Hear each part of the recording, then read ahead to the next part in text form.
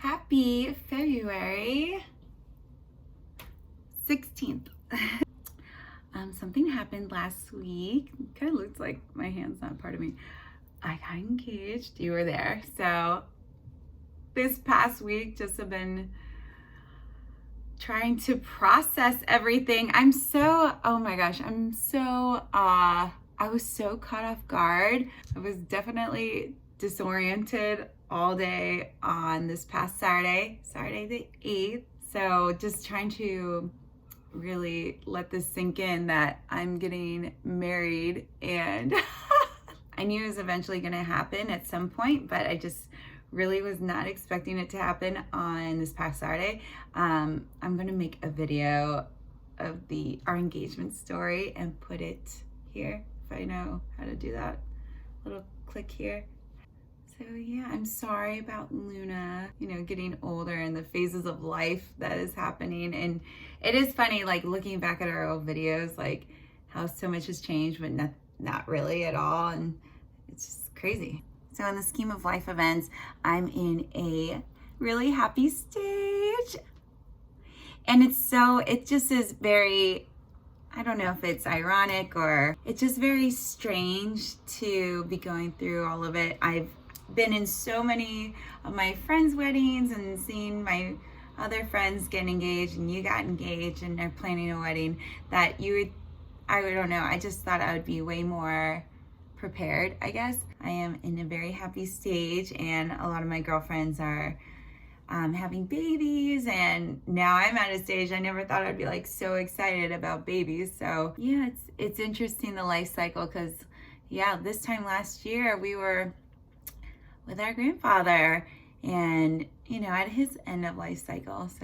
So I think, I guess, that looking at the past in relation to like how history, it does compound and we learn more and more. But I guess, I don't know, I'm really into, like you said, fitness, but also nutrition, more importantly. And something that I'm really discovering is that everyone's pushing for these impossible burgers and for the vegan lifestyle because it's more sustainable, which it's actually not. There's multiple studies that have shown that it costs way more money to import fruit and vegetables in the off seasons according to regions, and then also that keeping up cows and livestock in general is greener than mass producing fruit and vegetables and soy and the whole thing with producing soy burgers and these fake meat products is actually not more sustainable. And in fact, it's so much worse for our bodies. Our bodies want actual meat, not soy products or these random chemicals. And I mean, it's funny because in college I was learning about Soylent or Soyvent, whatever that thing is called, where it's supposed to have all your daily nutrients for the day. And I was all on board on that. I was like, oh, I mean, there you go. Then you don't have to worry about eating because you just have this goop, I guess, this like liquid. That's it. You don't have to worry about it. But that doesn't account for when you get the munchies, when you get low blood sugar, when you want something that's satisfying. And nutrition is very complicated because of all those factors. It's not going to be a quick fix to take Soylent, because also, like, how does our body absorb those nutrients? And our body doesn't absorb nutrients very well from false supplements of any sort. I mean, supplements in a vitamin, supplements in whey, a protein powder, or whatever green drinks is not as good as getting the actual source, and the most bang for your buck is meat, and it doesn't spike up your blood sugar. It doesn't have oxalates that are in fruits and vegetables. So if you have too much fruits or vegetables, that's blocking the absorption of calcium and other B vitamins. It makes your blood sugar spike.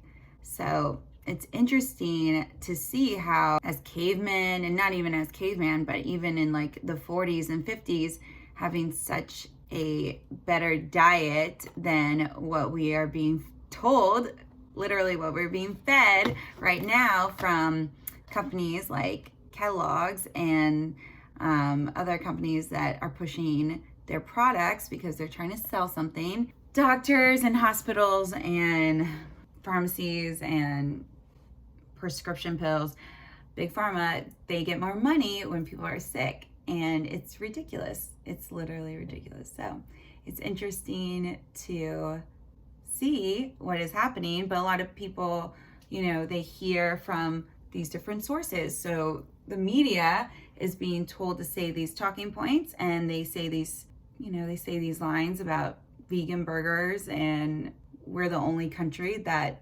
advertises prescription pills, and really that is just making a mess, and less is more. Anyways, I'm gonna get off my soapbox. It's just so silly.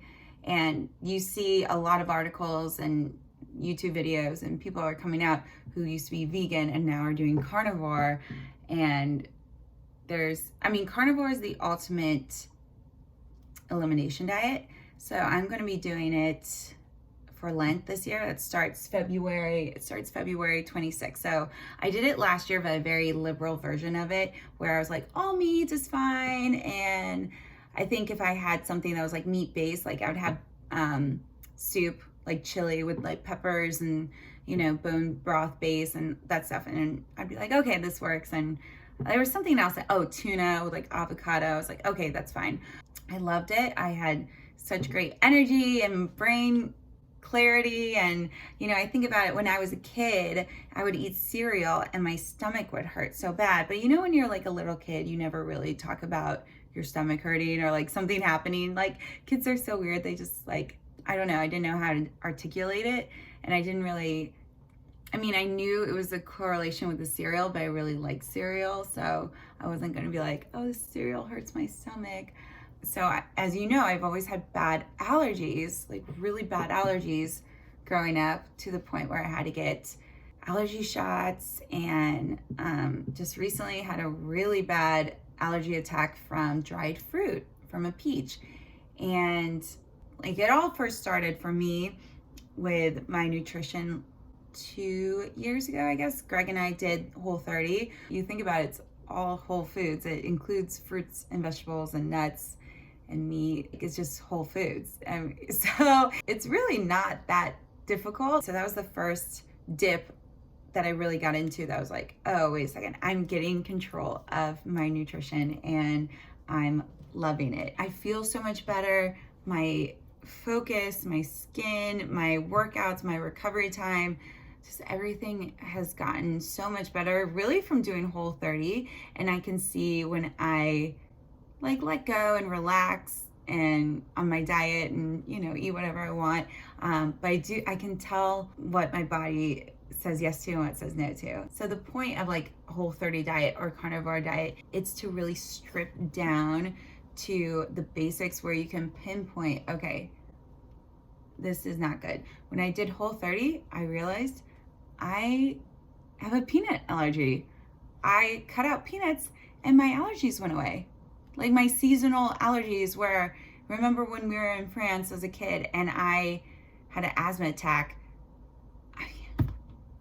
If I knew back then that probably something I was eating, it's just your quality of life. That's what I really strive for. I don't really care about being a bodybuilder or the fitness industry, because a lot of them do steroids and completely swing from, having this amazing body, but are going unrealistic standards to maintain, like 2 workouts a day, and like totally manipulating what they eat, like in weird ways, and then they swing back where they gain a lot of weight. I don't want to get into that cycle of binging and cutting and all that stuff. And I really want to just have like a better like mental awareness of what I'm eating and how it's affecting my body. So that's why I really push for Whole30 or carnivore diet. Keto I think is great. I know a lot of people who are having great results on keto. I just don't want to track my ketosis. I don't want to track my calories. I don't have time for that. I want to like eat and be satisfied, enjoy what I'm eating. These people who are doing like extreme dieting or extreme working out or whatever, who are not feeling good, a lot of people have gut issues and bloating and Crohn's and stuff. And like, then there's there's something to it. That, that's not normal. The rise of all these diseases in the past 60 years, 80 years, there's something to it. We are in an information age. Looking up and finding your own research on the studies that come out that say processed meat is bad from the World Health Organization, and then you look at the fine print, it's like, oh, it was for these mice that we injected cancer into, and but they ended up with cancer when you fed them processed meat. It's like, what in the world? And now they send it out and they are running rampant with it. So look at the gladiators. What were they eating back then? They weren't eating soy burgers. So that's why I'm like really passionate about finding your own information. It makes me sad that there's so many people who control information that either have an outright agenda or are maybe a little ignorant of the information they're spreading, or don't really care about people who listen to them. I don't know. I just think I've always told all my clients, like, try experiments on yourself. Like Tim Ferriss used to do like a human guinea pig. Like, everyone is different. So I have really bad birch allergy, raw carrots. So like raw fruits and vegetables don't sit well with me, and like maybe you can have them.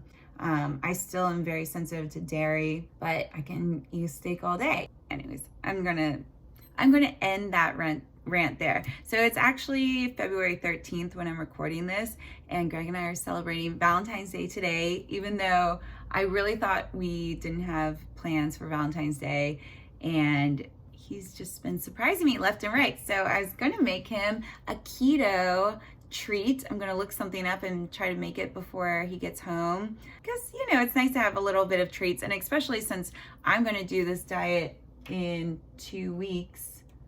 2 weeks. I'm gonna be doing the carnivore diet in 2 weeks. I kind of want to just like not worry about what I'm eating for the next 2 weeks, and then I'll be doing carnivore pretty intense. I'm gonna be doing like just beef products. I eat a lot of eggs now, and I think my body loves eggs, but because it's a fasting season, I do want to try just a all beef diet. And I eat like lots of different type of meat right now. I eat a lot of things. I'm not really, right now I'm very like, ever since Thanksgiving, been very relaxed about what I've been eating. But I noticed like sometimes I eat cleaner or like less processed food than others. I eat a lot of pepperoni, but I don't see any issue with that so far. But I eat the ones without sugar.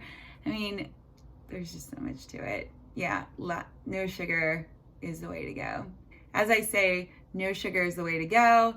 I'm gonna make Greg a sweet treat because I feel like he has more of a sweet tooth than I do. And yeah, I think it'd be fun to have something that's like, not totally just like high fructose corn syrup, or something that's gonna like wreck my body and my brain, but something that's like could be a little bit better, because with keto you can have fruit and nuts. I don't really know about vegetable. I don't really follow keto that much, but I think it's pretty similar to paleo. So I'm gonna make Greg something keto and sweet for Valentine's Day. Yeah, and I just got back from a meeting that went well, and I have to prepare for my, I'm going to do a Valentine's Day themed class tomorrow. I don't really know what that includes, but people sent me a song request, so I'm just going to do that. And yeah, gotta go, but you'll get this on Sunday. So I hope you and Carter have a great Valentine's Day. I actually have a topic for us, because in this season, we're both getting married. Let's reminisce on our favorite weddings that we've been to and why. I've been engaged 5 days, so I don't really know what I want exactly. So I'm trying to figure things out. Luckily, I've been to plenty of weddings, so I do have some notes of what I want and what I don't want. But yeah, let's, still in the season of celebrating. So what has been your favorite wedding celebration? Who was it? And yeah, that's it. Okay. Happy Valentine's Day weekend. President's Day weekend too. Enjoy. Maybe you have a day off, probably not, but enjoy the rest of your week.